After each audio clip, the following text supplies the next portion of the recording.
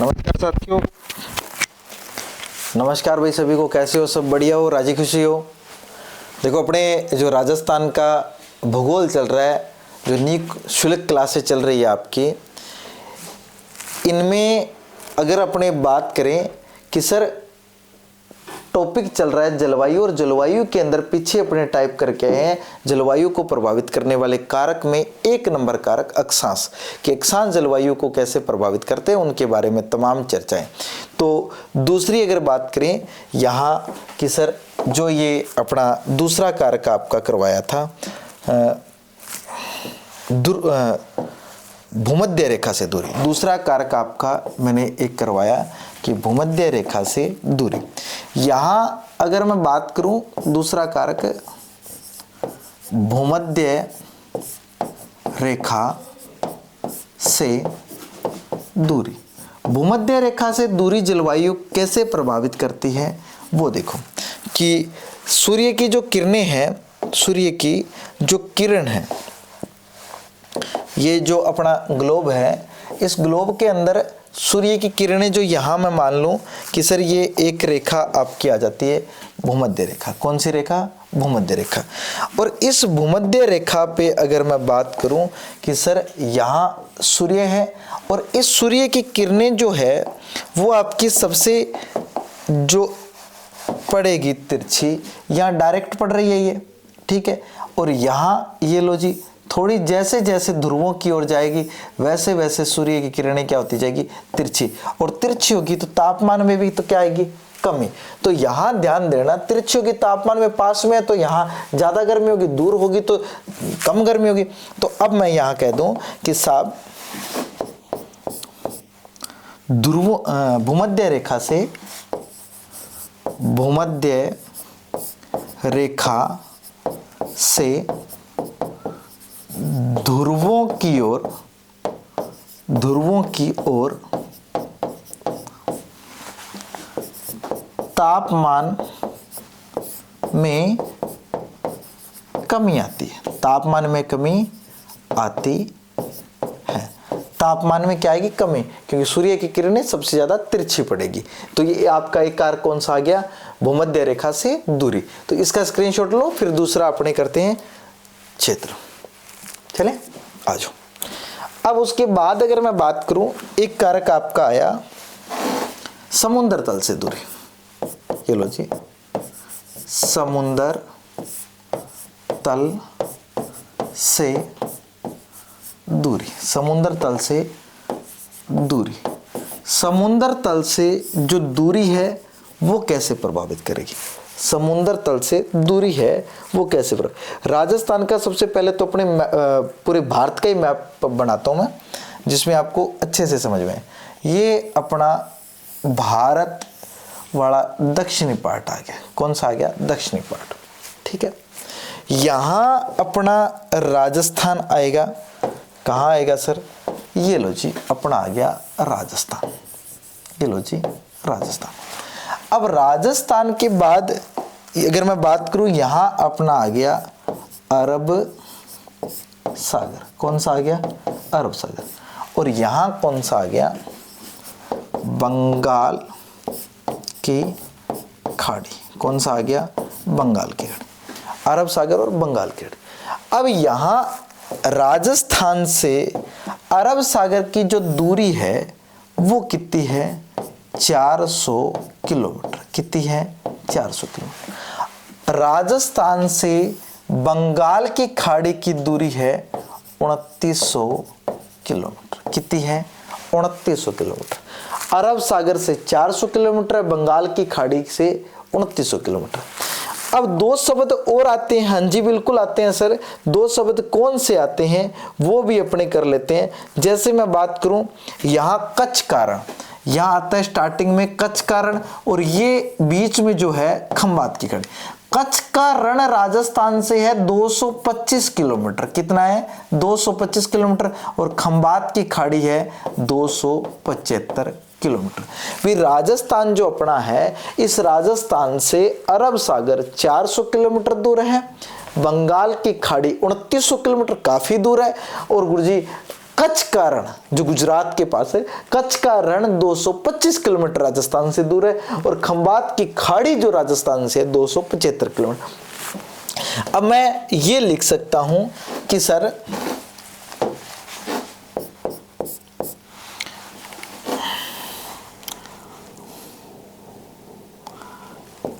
राजस्थान समुंदर से दूरी अधिक के कारण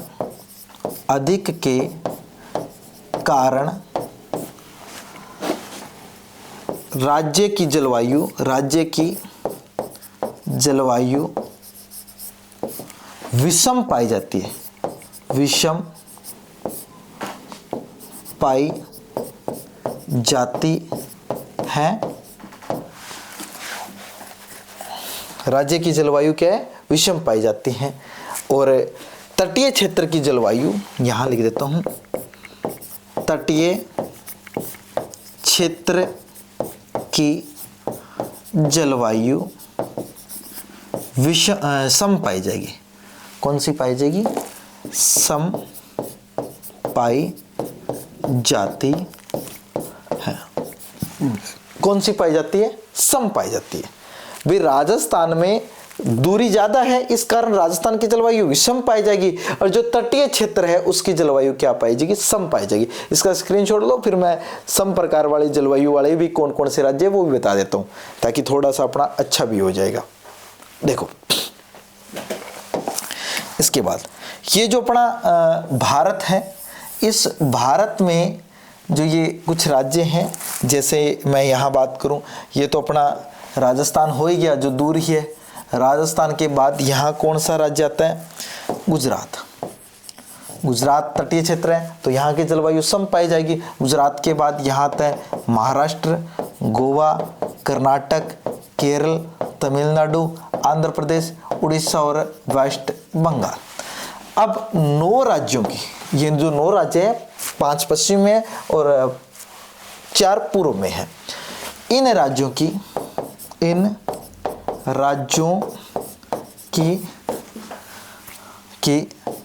जलवायु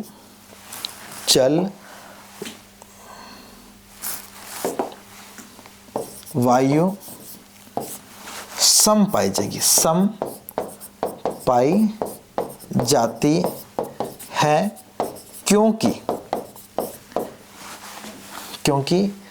यह तटीय क्षेत्र के अंदर, तटीय क्षेत्र पर है, यह तटीय क्षेत्र पर है। अब यहां मैं एक कारक ये भी लिख सकता हूं कि गुरुजी तटीय क्षेत्र जलवायु को प्रभावित करने वाला कौन सा क्षेत्र है? तटीय क्षेत्र। अब तटीय क्षेत्र जलवायु को कैसे प्रभावित करता है वो भी आपकी बात समझ में आ गई। समुद्र तल से दूरी कैसे प्रभावित करती है वो भी बात आपके समझ में आ गई। ध्रुवों से दूरी कैसे, ध्रुवों से भूमध्य रेखा से ध्रुवों की ओर जाएंगे तो जलवायु कैसे प्रभावित करेगी। अक्षांश पिछले वाली क्लास में, क्योंकि वो एक काफी बड़ा टाइप है, क्योंकि उसमें कटिबंध वगैरह भी बताए हुए हैं, तो उसमें देखो उसमें ज्यादा टाइम लगता है। तो ये लो जी, इसका स्क्रीनशॉट लो, फिर आगे अपने चलते हैं जल्दी से। इसका स्क्रीनशॉट ले लिया क्या मेरे भाई आप लोग? पहले तो इसका ले लो यार, जल्दी से ले लो, फिर अपने आगे चलते हैं।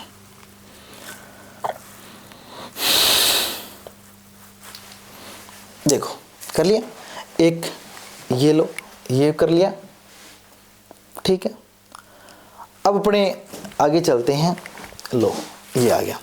अगर मैं अपने थोड़ी सी जानकारी बीच में भाई साहब, राजस्थान का भूगोल, राजस्थान की सभी भर्ती परीक्षाओं के लिए अपने क्लास मोस्ट इंपॉर्टेंट रहने वाली है। फ्री क्लास रहेगी निःशुल्क। आपका कौन से चैनल पे? संकुल मार्गदर्शन की एक्सपर्ट टीम, जो आपका नाम लिखा हुआ है संदीप सर, ठीक है।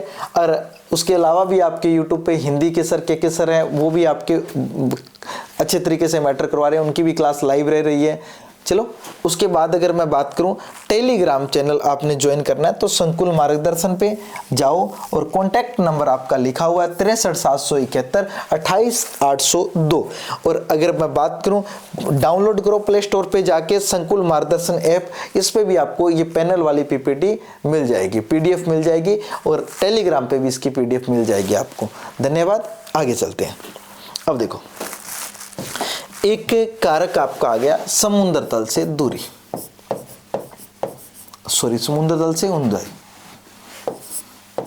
समुद्र तल से ऊंचाई, समुद्र तल से ऊंचाई। अब समुद्र तल से जो ऊंचाई है वो कैसे प्रभावित करती है वो भी अपने देखते हैं। जैसे सर मैं अगर बात करूं कि कैसे प्रभावित करेगी, तो आओ अब मैं दो चीजें बनाता हूं। एक तो डायग्राम बना के आपको बताता हूं। जैसे देखो, ये राजस्थान का एक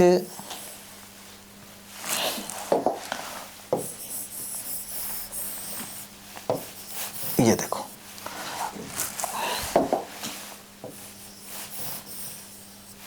ये लो, यहां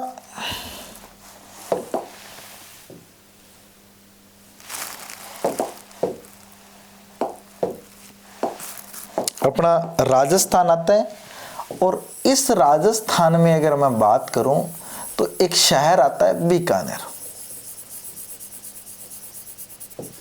ये लो जी राजस्थान। इस राजस्थान में एक बीकानेर शहर आ गया। कौन सा? बीकानेर शहर। ये बीकानेर और गुरजी में बात करूं अपने सिक्किम की, ये लगभग दोनों एक एक सांस पे है, लगभग दोनों क्या है, एक एक सांस पे। अब ध्यान देना, यहां मैं कहूं कि सर एक तो बीकानेर, कौन सा? बीकानेर। यहां लिख देता हूं इस अक्षांश पे कौन सा है? बीकानेर। और इसी अक्षांश पे यहां कौन सा है? सिक्किम। कौन सा है? सिक्किम। इसी पे बीकानेर और इसी पे क्या है? सिक्किम। बीकानेर और सिक्किम। सिक्किम और बीकानेर की अगर मैं बात करूं लगभग एक एक सांस पे, परंतु जलवायु में फर्क कितना है? बहुत ज्यादा है गुरुजी। तो यहां कारक कौन सा प्रभावित कर रहा है? समुद्र तल से ऊंचाई। कैसे? यहां बीकानेर पश्चिमी मरु प्रदेश की औसतन ऊंचाई कितनी है? लगभग 300 से 400 मीटर की, परंतु यहां सिक्किम कितने? हिमालय की ऊंचाई औसतन कितने? 6500 मीटर है। और मैं ये कहूं कि प्रति 1 मीटर पे, ध्यान देना, 165 मीटर पर 165 मीटर पर 165 मीटर पर 1 डिग्री, ध्यान देना, 165 मीटर पर 1 डिग्री तापमान 1 डिग्री तापमान, 165 मीटर पर 1 डिग्री तापमान, 165 मीटर ऊपर जाने पे है ना, तभी तो मैं कह रहा हूं थोड़ी, 165 डिग्री 165 मीटर ऊंचाई पर जाने पर, मतलब ध्रुवों की उधर ऊंचाई पर जाने पर 1 डिग्री तापमान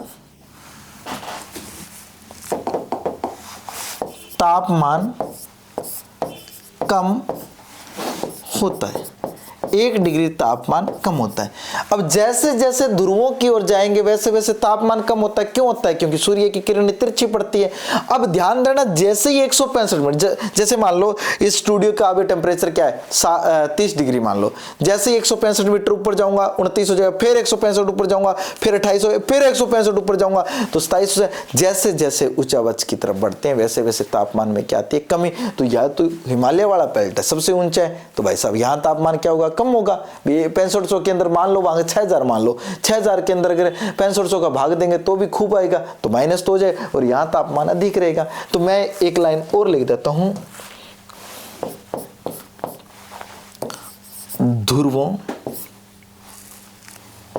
ध्रुवों की ओर जाने पर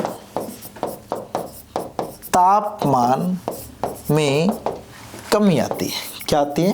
कमी आती है। और क्यों आती है वो इसकी पीछे वाली स्लाइड के अंदर दे रखा है आपको, तो इसको उतारो फिर आगे अपने चर्चा करें। यहां एक लाइन, चलो बहुत है इतना,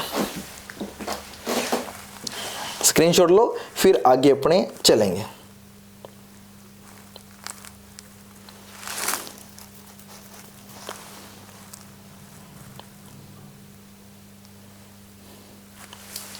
चलें आ जाओ।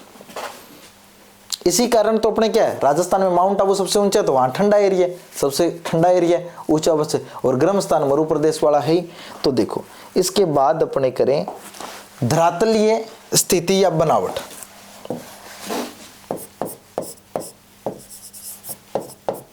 धरातलीय बनावट। अब धरातलीय बनावट कैसे प्रभावित करेगी? धरातलीय बनावट के अंदर मैं दो शब्द लिख देता हूं, एक तो लिख देता हूं मिट्टी और एक लिख देता हूं पत्थर। अब जिस क्षेत्र में मिट्टी है, जिस क्षेत्र में क्या है, मिट्टी है, वो मिट्टी क्या होगी, जल्द ही तो गर्म हो जाती है और जल्द ही क्या हो जाती है, ठंडी। इसी कारण चूरू राजस्थान का सबसे गर्म जिला भी है और कौन सा है, ठंडा जिला भी है। चूरू गर्म भी है और ठंडा भी है। तो ध्यान देना, मिट्टी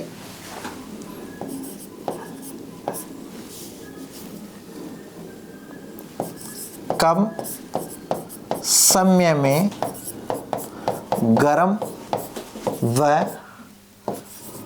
ठंडी हो जाती है, ठीक है। और पथरीला जो क्षेत्र है, या तो वो जल्दी से गर्म नहीं होगा और गर्म होगा तो वो ठंडा नहीं होगा। ध्यान देना, कम अधिक समय में परिवर्तन,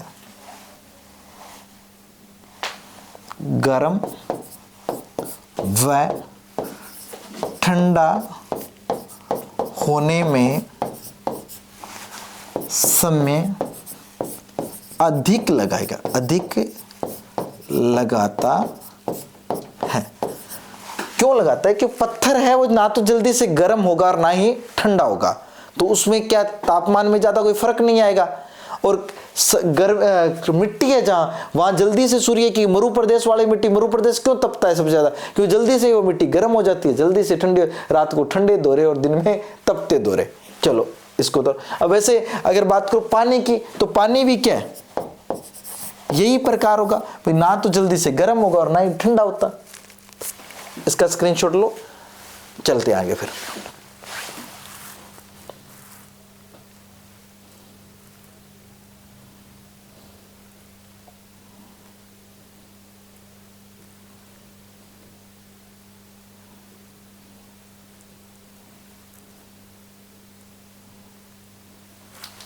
चले, एक इसके बाद आती है वनस्पति। कौन सी? वनस्पति। वनस्पति। अब मैं कहूं एक वनस्पति संघन और एक आपकी कौन सी, विरल। विरल। अब मैं ये कहूं संघन वनस्पति वाला, ये एक उदाहरण अपने ले ही लेते हैं, अरावली। अरावली, यहां वनस्पति क्या है, सबसे ज्यादा है, तो यहां का तापमान क्या है, कम है। क्यों? क्योंकि भाई साहब वनस्पति टेम्परेचर को बढ़ने नहीं देती, तो यहां क्या है, तापमान क्या होगा, तापमान कम होगा, जलवायु प्रभावित करेगा। अब विरल वनस्पति कौन से एरिया में, पश्चिमी, मैं यहां लिख देता हूं मरु प्रदेश में। और मरु प्रदेश के अंदर अगर मैं बात करूं तो यहां विरल वनस्पति है, तो तापमान फिर क्या होगा, तापमान क्या होगा, अधिक। तापमान क्या होगा, अधिक। ये लो जी। अब ये आप लोग उतार स्क्रीनशॉट लो, फिर आगे अपने चर्चा करते हैं।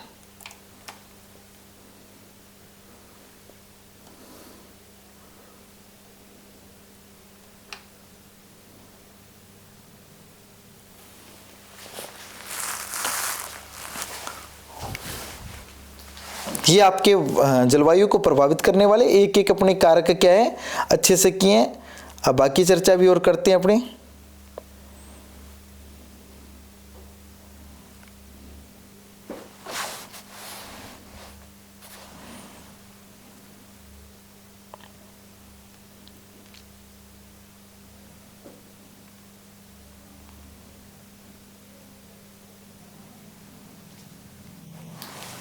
चलें, आ जाओ। एक आपका कारक जो सबसे ज्यादा चलेगा, जिस पे जलवायु राजस्थान की टिकी हुई है, पर्वतीय स्थिति।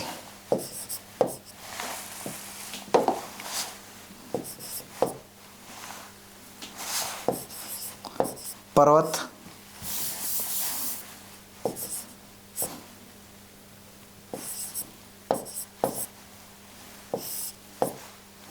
पर्वतीय स्थिति। अब पर्वतीय स्थिति की बात करूं, अब पर्वतीय की स्थिति जैसे अपने राजस्थान में मैं बात करूं अरावली पर्वतमाला की। कौन सी? अरावली पर्वतमाला की। अब जो ये अरावली पर्वतमाला है, इस अरावली पर्वतमाला की स्थिति यही है, दक्षिण पश्चिम से कहां? उत्तर पूर्व। दक्षिण पश्चिम से कहां? उत्तर पूर्व। अब मुझे ये बताओ, एक आती है वृष्टि छाया प्रदेश और एक आता है, यह देखो, जैसे मैं मान लो यहां लिख देता हूं बंगाल, ये पूरा जलवायु टिकी हुई है, इस पे डिटेल से बढ़िया करें, बंगाल की खाड़ी। कौन सी? बंगाल की खाड़ी। और ये कौन सा है? अरब सागर। अब ये अरब सागर से मानसूनी जो हवाएं आएगी, कौन सी हवाएं आएगी? मानसूनी। अब अरब सागर से मानसूनी हवाएं यूं ही आएगी। अब यूं ही आएगी तो अरावली क्या कोई अवरोध का काम करेगी? अरावली तो कोई भी अवरोध का काम ही नहीं करेगी। भी अरावली सीधी निकली जा रही है, तो क्या यहां वर्षा होगी? नहीं होगी, यहां वर्षा नहीं होगी। और यही अगर बंगाल की खाड़ी की मैं बात करूं, किसकी बात करूं? बंगाल की खाड़ी की, तो बंगाल की खाड़ी का मानसून यूं आएगा और किससे टकराएगा? अरावली से टकराएगा और फिर क्या कराएगा? वर्षा। भी जब आर्द्र हवा है, महासागरों से आ रही है अपने पास, तो उसमें आर्द्रता है, नमी है। अब नमी हवा कोई अवरोध का काम करेगी, जैसे मान लो ये अवरोध का काम करेगी और इसमें टकराएगी, तो यहां क्या कराएगी? वर्षा कराएगी। अगर यही यूं होती तो अरावली से जैसे शाखाएं आर्द्र हवाएं आ रही है और पास से यूं निकली जा रही है, तो क्या कोई वर्षा कराती? नहीं। अवरोध का काम जरूरी होता है, अवरोध का काम जरूरी होता है। तो जल्दी से इसका स्क्रीनशॉट लो, फिर इसके अंदर ही एक बात लिखनी है।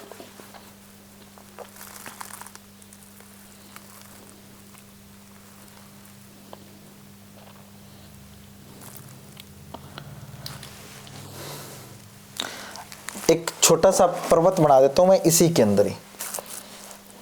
ये लो जी, ये लो।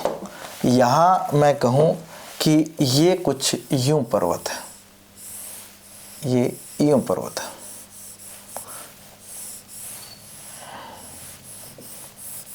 ये लो, पर्वत सा लग रहा है क्या? लगना भी चाहिए, भावुक हो जाओ। ये लो जी, अब तो लग रहा है, ठीक है। अब मैं यहां लिख देता हूं पर्वत। अब अगर कोई मानसूनी हवाएं यूं आएगी और आके इसमें क्या है? टकराएगी, इसमें क्या करेगी? टकराएगी। तो ये क्या हो गया? वृष्टि प्रदेश। क्या हो गया? वृष्टि प्रदेश। लिखा नहीं जा रहा ना, नीचे लिख देते हैं। जो टकराएगी ये क्षेत्र हो जाएगा वृष्टि प्रदेश। अब वृष्टि प्रदेश जहां वर्षा हो रही है, भी मतलब यहां पर्वत है और इसमें आएगी, टकराएगी, क्या इसके अपोजिट बारिश होगी? भी यहां सूर्य की मतलब जो ये मतलब ट्यूबलाइट लगी हुई है, इसकी रोशनी इससे टकरा रही है इधर, क्या इस यहां आ रही है? इस इधर वाले की नहीं आ रही, तो ये क्या हो जाएगा? नई रोशनी प्राप्त कर रही। तो वैसे ही यहां वर्षा प्राप्त होगी, यहां वृष्टि छाया प्रदेश होगा। ये लो जी, ये जहां टकरा के वर्षा करे वो वृष्टि प्रदेश, और जहां नहीं करे वो क्या होगा? वृष्टि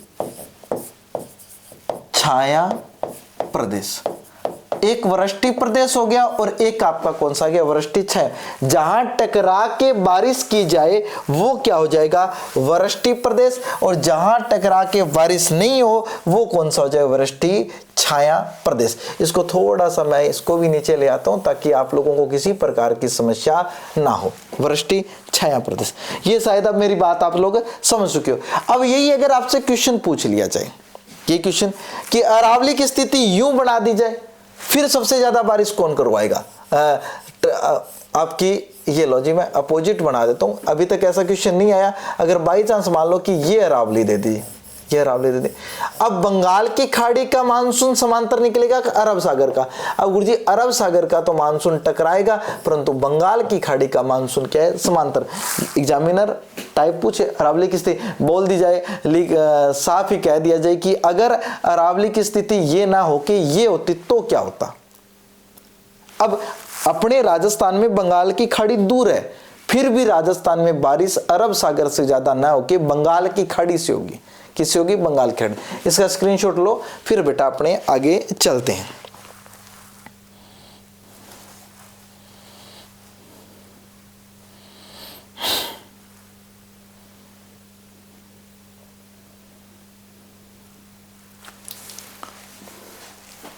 अब इसी पे मैं कुछ बातें लिख दूं, लिख दो सर, लिखूं बंगाल की खाड़ी, बंगाल की खाड़ी, और बंगाल की खाड़ी यहां लिख देता हूं,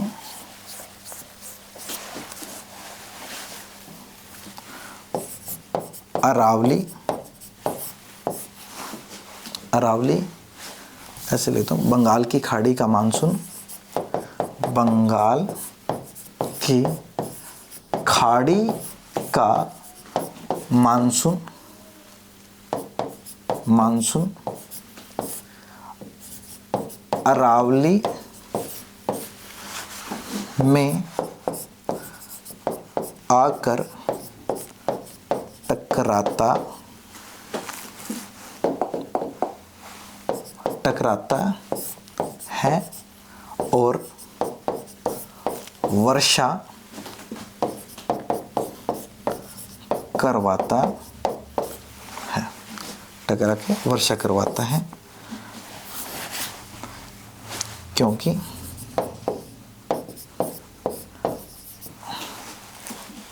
अरावली, अरावली क्योंकि राजस्थान का, क्योंकि राजस्थान का दक्षिण पूर्वी, दक्षिण पूर्वी भाग, क्योंकि राजस्थान वर्षा करवाता है क्योंकि दक्षिणी पूर्वी भाग है वो अरावली, अरावली के, अरावली के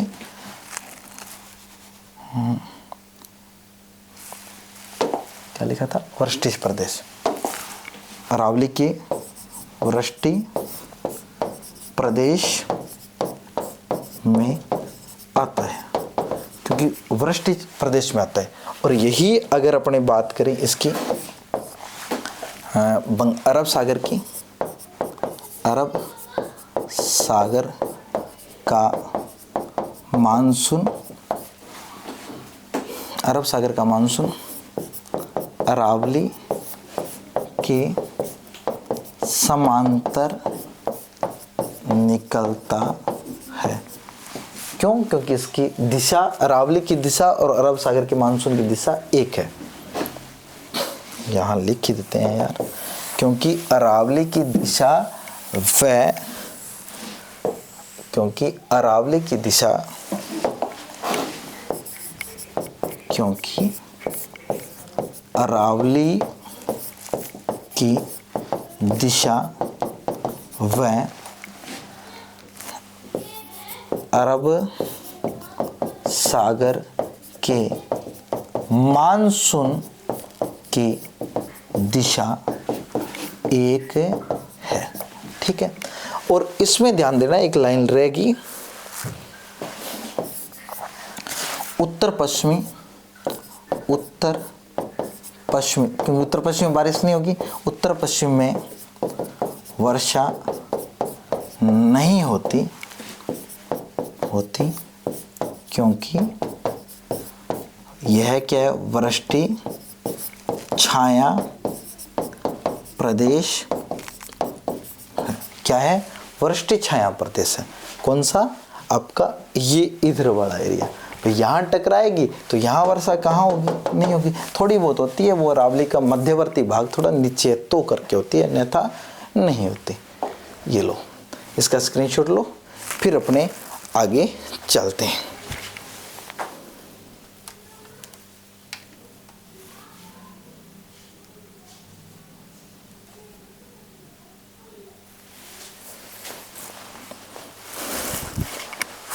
चलें, अब देखो स्टार्टिंग की क्लास अपने की यहाँ ये बातें की है अपने पर्वतीय स्थिति की, वो भी उससे पहले क्या कही, वनस्पति, वनस्पति जहाँ ज़्यादा होगी वहाँ तापमान कम होगा, और जहाँ वनस्पति कम होगी वहाँ तापमान ज़्यादा होगा, बिल्कुल। उसके बाद मिट्टी है, मिट्टी जल्दी से गर्म हो जाती है, जल्दी से ठंडी हो जाती है, तो तापांतर वहाँ सबसे ज़्यादा होता है। इस कारण यहाँ ले देता हूँ, यहाँ सर्वाधिक तापांतर मिलता है, क्योंकि सर्वाधिक दैनिक तापांतर है, वार्षिक तापांतर, न्यूनतम दैनिक तापांतर, न्यूनतम वार्षिक तापांतर, ये भी अपने करेंगे। चलो बता देता हूँ, श्रीगंगा अपने न्यूनतम तापांतर दैनिक की बात कर लो चाहे वार्षिक की बात कर लो, न्यूनतम में डूंगरपुर आएगा, क्योंकि पथरीला क्षेत्र है, पत्थर जल्दी से गर्म नहीं होते, ठीक है। और यही बात करें अपने तो जैसलमेर में सबसे ज्यादा दिन में तापमान बढ़ता है और रात को कम हो जाता है, तो दैनिक तापांतर सर्वाधिक जैसलमेर का है। और यही बात करूं वार्षिक तापांतर सर्वाधिक चूरू का, क्योंकि चूरू में सबसे ज्यादा सर्दियों वाले टाइम सबसे ज्यादा सर्दी पड़ती है और गर्मियों वाले टाइम में सबसे ज्यादा गर्मी पड़ती है। तो वार्षिक तापांतर सबसे ज्यादा चूरू का है, दैनिक तापांतर सबसे ज्यादा जैसलमेर का है। न्यूनतम चाहे वार्षिक की बात कर लो चाहे दैनिक की बात कर लो, दोनों के दोनों ही कहां हैं, डूंगरपुर में। कहां, डूंगरपुर में। आ जाओ। इसके बाद ये आपके समुद्र तल से ऊंचाई है, समुद्र तल से ऊंचाई देखो जैसे जैसे अपने ऊंचावच की बढ़ेंगे वैसे वैसे तापमान में कमी आएगी। मैं यहाँ कह दूं 165 मीटर जैसे ऊपर जाएंगे वैसे तापमान क्या होगा, कम तापमान क्या होगा, 1 सेल्सियस कम होगा। 165 मीटर पे 1 डिग्री तापमान कम हो जाता है, ध्रुवों पे जाने की ओर कम हो जाता है। यहाँ एक लाइन और लिख देता हूं मैं, माउंट आबू राज्य में सबसे ऊंचा के कारण सबसे ठंडा है, सबसे ठंडा है। माउंट आबू सबसे ज्यादा सर्दी क्यों है भाई साहब, ठंड सबसे ऊंचा है। राजस्थान में सर्वाधिक ऊंचाई पे माउंट आबू गुरु शिखरी तो है, तो वहां सबसे ऊंचा है तो ठंडा होगा, क्योंकि तापमान क्या है, घट रहा है वहां। आ जाओ, आओ। उसके बाद यहां बात करें, ये तो आपको बता ही दिया था। इसके बाद अपने तटीय क्षेत्र, जितने भी तटीय क्षेत्र अपने हैं, चाहे गुजरात है, महाराष्ट्र है, गोवा है, कर्नाटक है, केरला है, तमिलनाडु, आंध्र प्रदेश है, उड़ीसा है, पश्चिम बंगाल है, ये तटीय क्षेत्र पे है। बीस लोग गोवा ही घूमने क्यों जाते हैं, तेलंगाना तो क्यों नहीं जाते, क्योंकि यहाँ ये जितने भी तटीय क्षेत्र जिसको आप बीच वगैरह बोलते हो, वो यहाँ इस तटीय क्षेत्र पे तो आर्द्रता क्या, जलवायु क्या है, ठंडी है। क्यों है, क्योंकि आंतरिक भाग जो है ना महासागरों के ठंडे जल है, वो ना तो जल्दी से गर्म होता और ना ही जल्दी से ठंडा होता। तो यहाँ का जलवायु क्या है, अच्छी रहेगी, ठंडी रहेगी, ना तो गर्म ज्यादा होगी ना ठंडी ज्यादा होगी। तो यहाँ मतलब पर्यटक स्थल को भी क्या बढ़ावा दिया जाए, जो सबसे ज्यादा यहाँ क्या है, गोवा के अंदर। राजस्थान से दूरी है, जैसे राजस्थान में तो अभी पढ़ के यहाँ अपने कितनी दूरी है, कच्छ के रण की कितनी है, 225, खंबात की खाड़ी कितनी है, 275, अरब सागर की कितनी है, 400, अरब सागर कितनी है, 400, और अगर बंगाल की खाड़ी की बात करो तो 2900। अब देखो यहाँ समुद्र तल से दूरी अधिक होने के कारण राजस्थान की जलवायु क्या है, विषम पाई जाती है। और जो अगर कोई तटीय क्षेत्र पास वाला है तो उनकी क्या पाएगी, सम, जैसे गुजरात है, महाराष्ट्र है, गोवा है, कर्नाटक है, केरला, तमिलनाडु, आंध्र प्रदेश है, उड़ीसा है, पश्चिम बंगाल है, इनकी क्या पाएगी, सम।